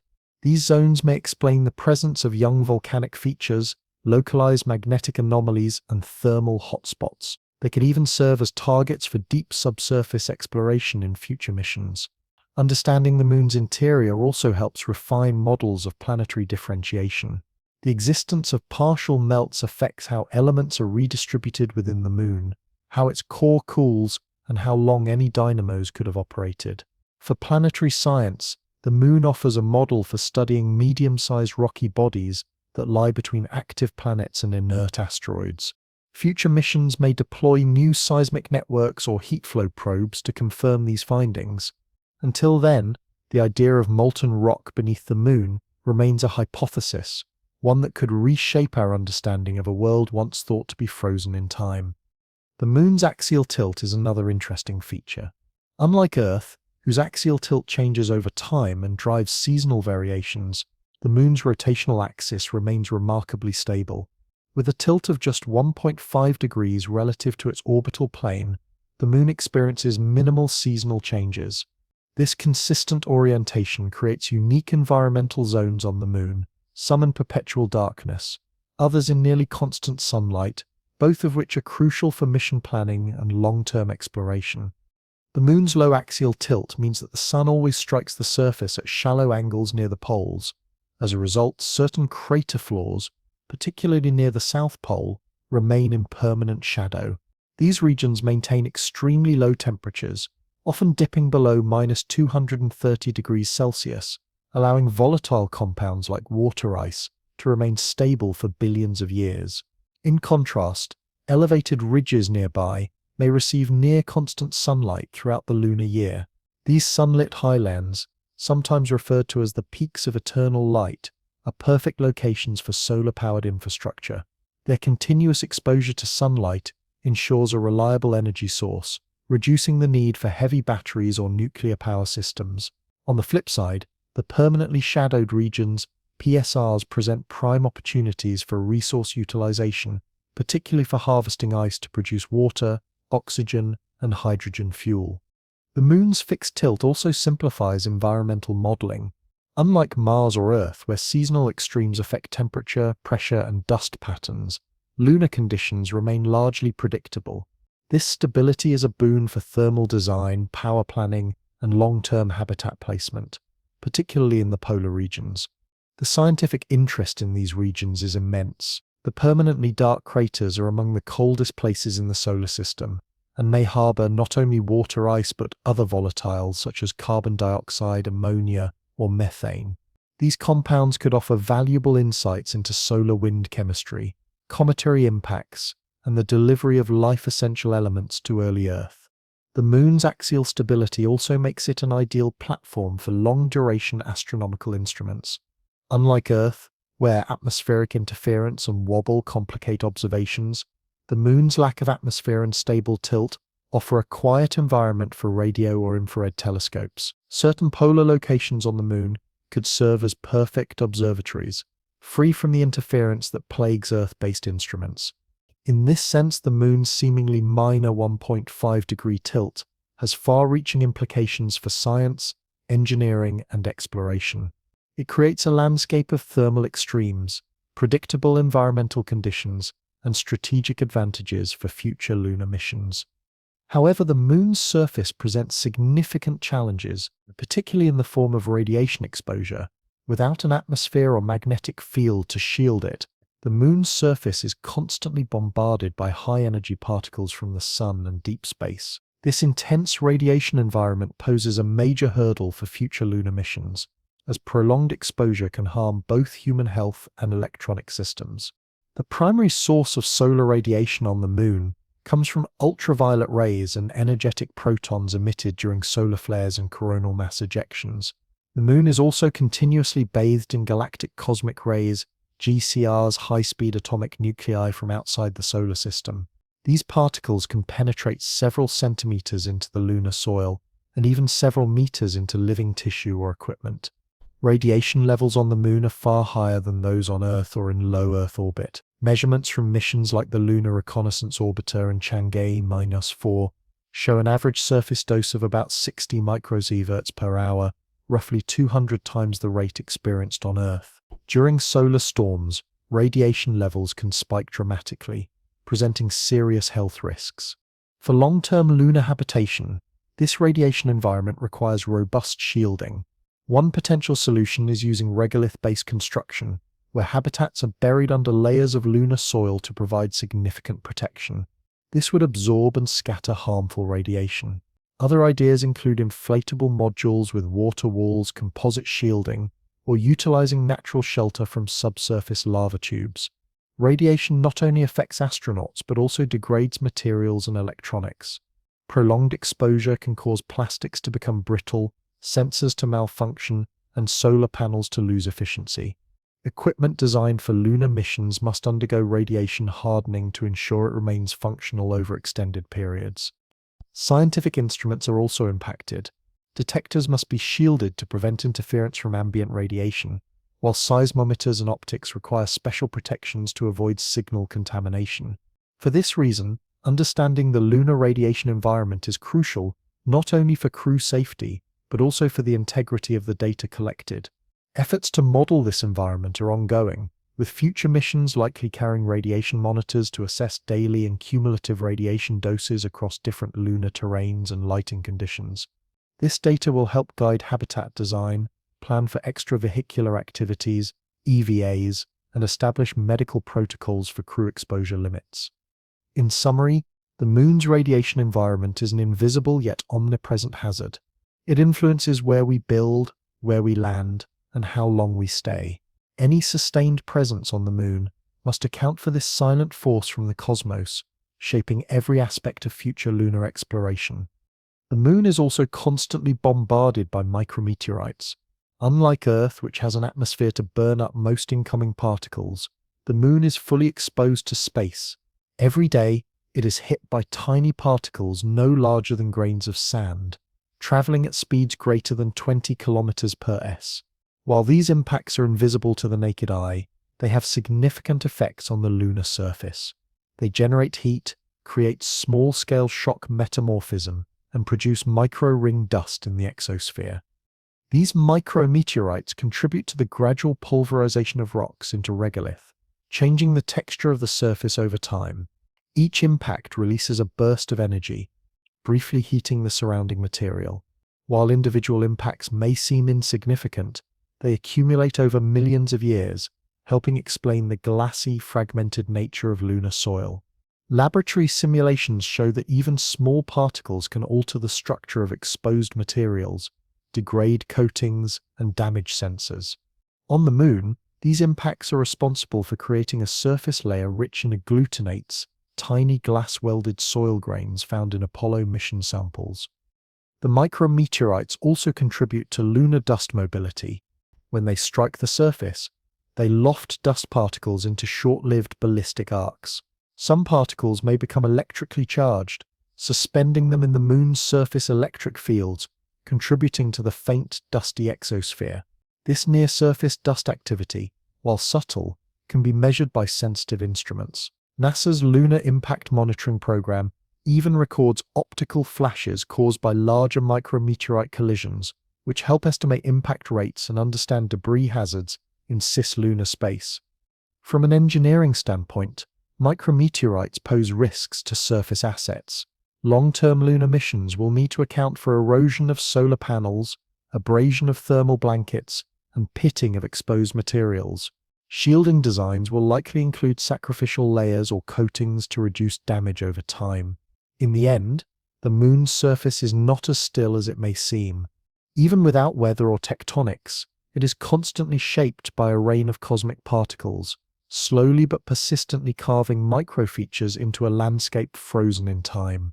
The light from Earth reaches the moon, bounces off its surface and returns to Earth, casting a subtle glow on the lunar terrain in otherwise dark regions. Since Earth is both larger and more reflective than the moon, it provides enough light to illuminate these areas, a phenomenon known as earthshine. First described by Leonardo da Vinci in the 16th century, earthshine occurs when sunlight reflects off Earth's oceans and clouds, lighting up the moon's night side. Today, it serves as more than just a visual curiosity. It's also a valuable tool for scientific research. By measuring the intensity of earthshine, scientists can estimate Earth's albedo, an important parameter in climate models. Earthshine also helps track changes in cloud cover, ice extent and surface vegetation. From the moon's perspective, earthshine is a constant and significant light source. Its brightness is equivalent to a full moon on Earth, strong enough to cast shadows and highlight features on the lunar surface. For future lunar exploration, this ambient glow could be invaluable for navigation or low-light imaging during the early twilight phases of the lunar day. On Earth, earthshine allows astronomers to photograph and study the full lunar disk without overexposing the sunlit crescent.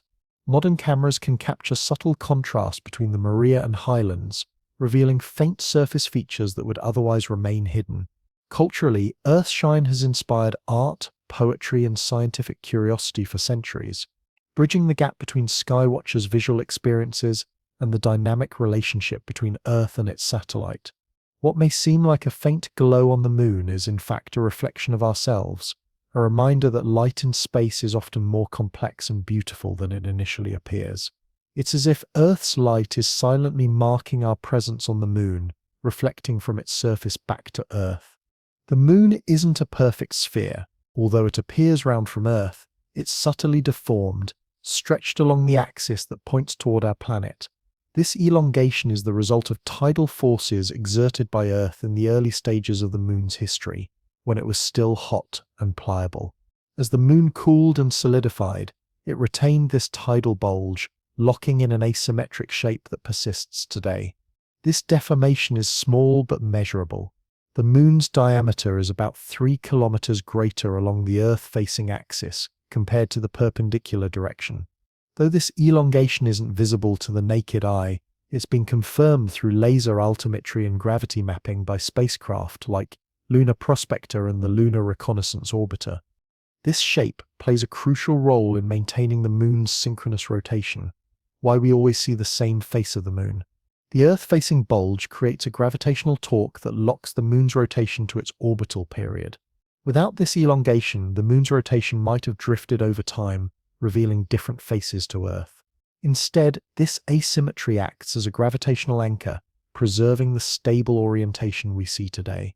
These forces were much stronger in the moon's early evolution, when it orbited much closer to Earth, possibly within 30,000 kilometers.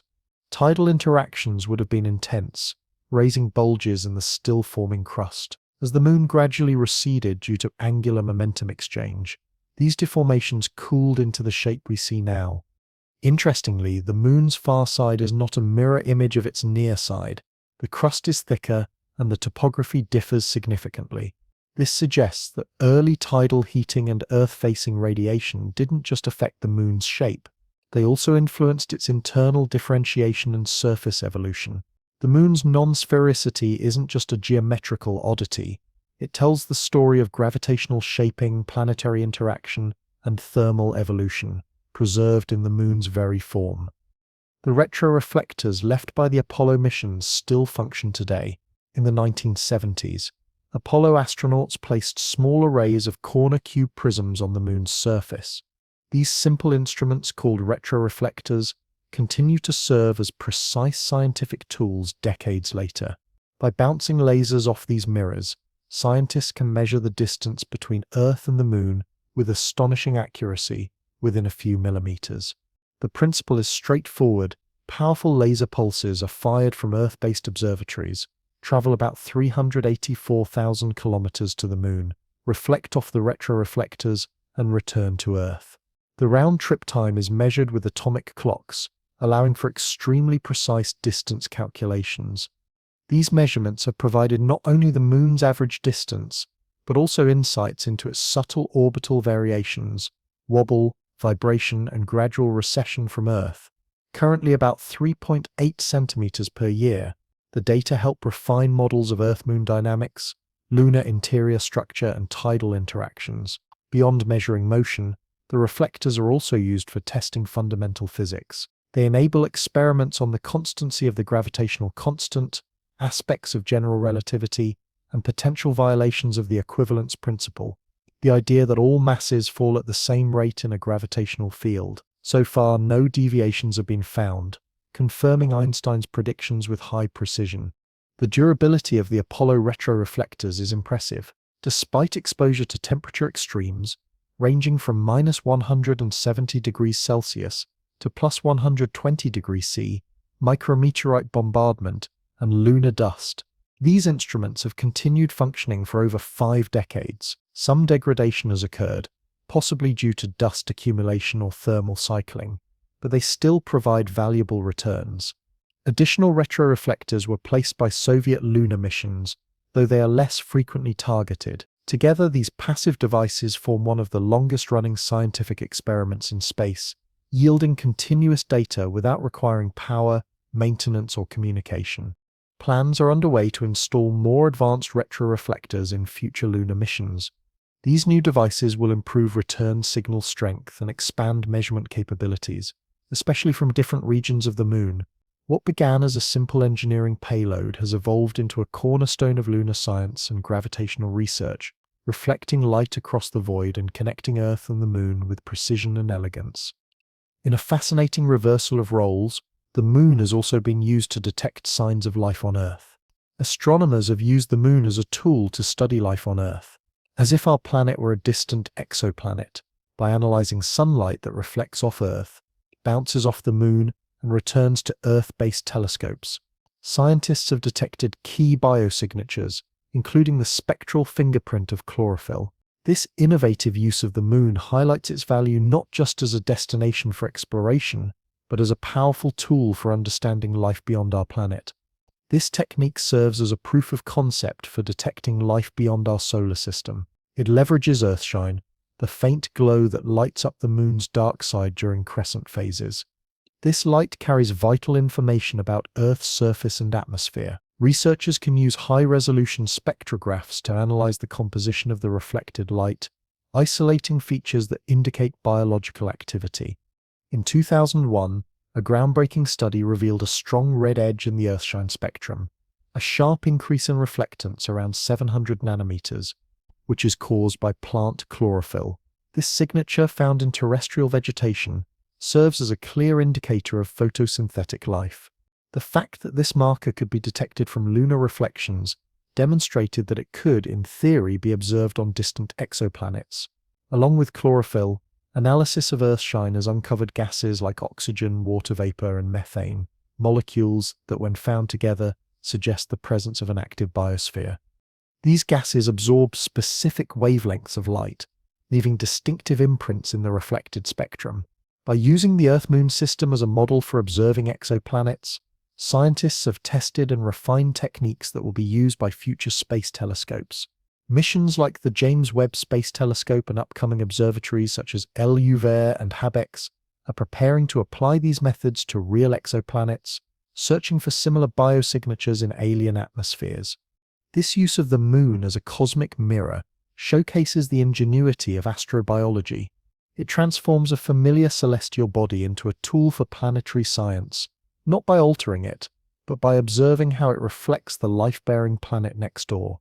In this way, the moon becomes a silent partner in humanity's quest to find life beyond our world. There are also proposals to archive human history on the moon as Earth faces continuous environmental, political, and technological challenges. Visionary projects have emerged with the aim of creating permanent archives of human knowledge on the moon. These lunar libraries would serve as durable vaults, designed to preserve the history, culture, and scientific achievements of humanity for millions of years, independent of Earth's conditions. One such project, the Arch Mission Foundation, sent a small archive to the Moon aboard the 2019 Beresheet lander. Though the lander crashed, the payload, a stack of nickel discs engraved with microscopic images of books, languages, and data, may have survived. These discs were engineered to be ultra-durable, readable without electronics, and resistant to extreme conditions. Future designs are expected to store vast amounts of data in more advanced formats like nanostructured quartz or 5D optical crystal, capable of encoding hundreds of terabytes of information on a disk the size of a coin. These materials are radiation-resistant, thermally stable, and can endure the harsh vacuum and temperature extremes of the Moon for billions of years. The goal of these projects isn't just archival, it's existential. By storing a backup of human knowledge off Earth, they create a form of digital insurance, ensuring that should a global catastrophe strike, humanity's memory won't be lost. The Moon's stability, lack of atmosphere, and geological inactivity make it an ideal location for long-term storage. Proposals also suggest decentralized contributions to these archives. Some aim to store not only scientific data and historical records, but also music, literature, art, and even DNA sequences, a mosaic of the human experience in miniature. Others envision time capsules containing messages for future explorers or even extraterrestrial intelligences. These initiatives connect space exploration with cultural preservation, acknowledging that the Moon is not only a frontier for scientific discovery, but also a place to safeguard humanity's collective story. Long after we are gone, these archives could remain untouched, encrypted in crystal, silently waiting in the lunar dust. In this vision, the Moon transforms from a simple celestial neighbor into a custodian of memory, a sentinel for the lasting traces of human thought, invention, and meaning.